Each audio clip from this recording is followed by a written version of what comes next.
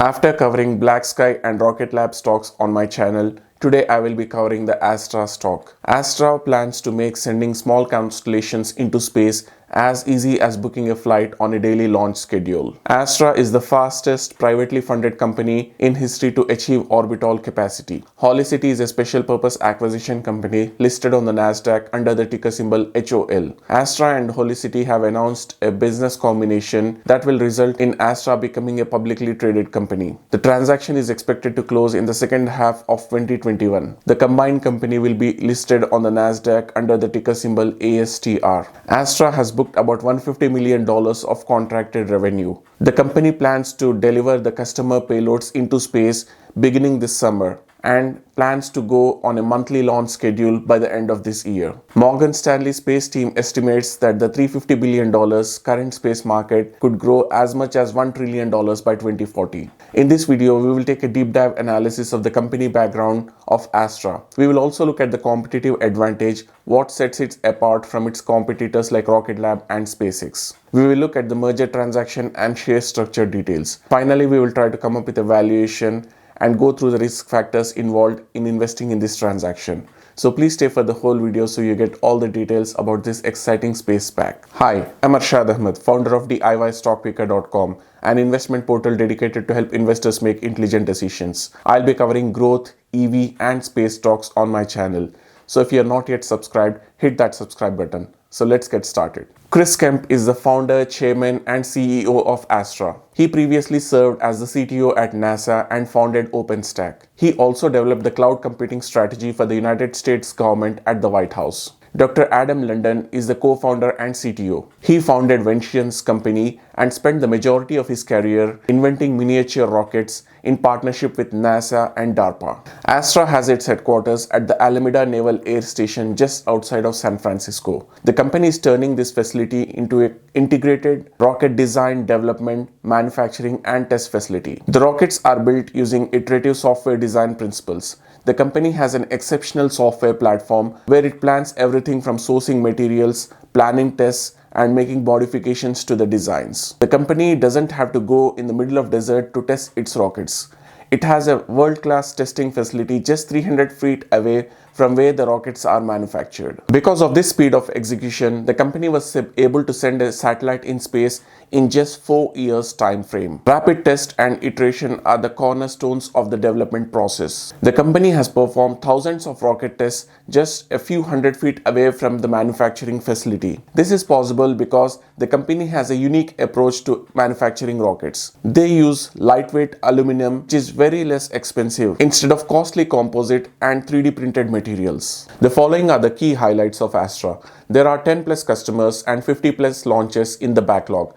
The company has about $150 million of contracted revenue. Astra has 100 spacecraft in its backlog. All the customers are highly reputed and have current orbital operations. The company was awarded a NASA contract for the launch of NASA CubeSats. Astra will carry out these launches in 2022 that will help scientists measure the temperature, humidity of hurricanes. The time to build the spaceports is about 6 months. The company has identified 10 launch sites around the world. The commercial FAA spaceports only require a concrete pad. Astra can deliver its rockets using shipping containers and it needs only 6 people at the launch site to launch the satellite into space. This results in a very low capital expenditure operation. The company is targeting daily launch capability by 2024. Booking a launch will be as easy as booking an airline ticket for the constellation players. This will result in reduction of delays in launching small satellite constellations. These constellation companies no longer have to depend on large companies whose rockets are launched infrequently. Astra is looking to develop 3 revenue streams. The first, of course, is the launch of space systems. The second is spaceport services, and the third service would be the spaceport platform. The company has a world-class execution team with experience at NASA and SpaceX. Here is an interesting fact about Astra. The DARPA Launch Challenge challenges small companies to launch satellites into the low Earth orbit within a matter of few days. There will be 2 separate launches from 2 different sites. The Department of Defense needs frequent launches so that it can build its space architecture. The current United States space architecture is built on exquisite systems that have long development cycles. that delay a huge amount of space applications. Astra was the sole competitor after two other competitors dropped out of this challenge. It came very close to winning the DARPA launch challenge, but the final stage rocket had some failure near the space where it ran out of fuel. Astra has identified the problem and has fixed it. Astra achieved all its objectives and has arrived on the stage with other big players. Here's a look at the merger transaction detail. Pro forma enterprise value of $2.1 billion, representing 3.1x based on 2025 adjusted EBITDA of $694 million. Transaction will result in $489 million of cash to balance sheet to fund growth. Transaction includes $300 million of cash held in trust and $200 million of PIPE financing. The deal is expected to close by the second half of 2021. HOL ticker symbol will change to ASTR upon closing and listed on the Nasdaq. Here are the share structure details. Total shares outstanding of approximately 261 million, 78% existing Astra shareholders, 8% PIPE investors, 12% HOL SPAC shareholders, 3% SPAC sponsors. Let's try to come up with a valuation for the Astra company. The current space market is about $350 billion.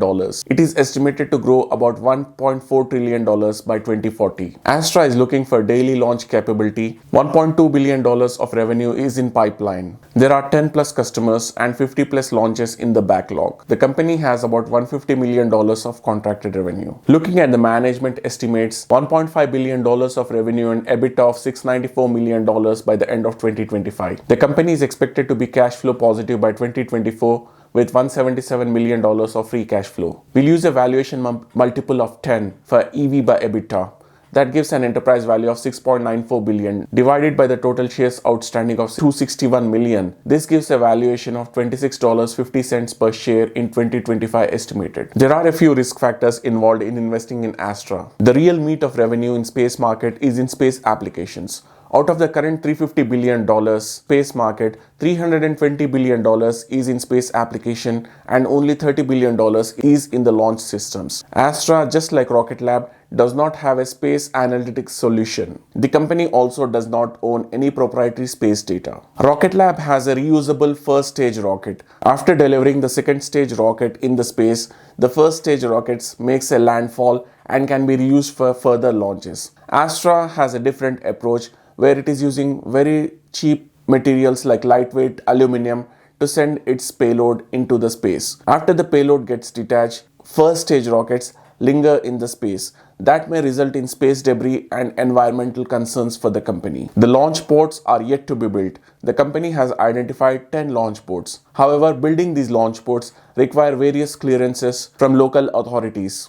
That may cause a delay in its daily launch ambitions. The company currently does not have any plans for deep space missions. Currently, it is focusing only on launch of small constellations. But there are other players in the markets like Rocket Lab and SpaceX.